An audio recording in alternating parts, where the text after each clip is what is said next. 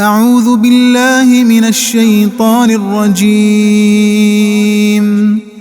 سبحان الذي أسرى بعبده ليلا من المسجد الحرام إلى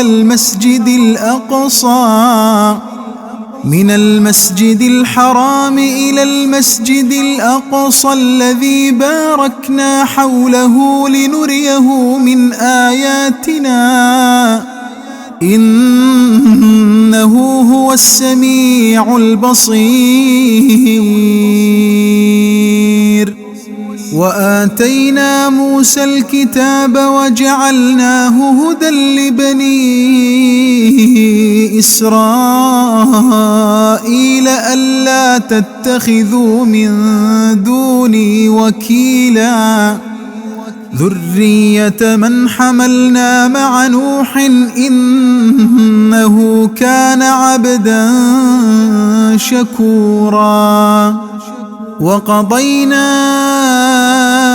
إلى بني إسرائيل في الكتاب لتفسدن في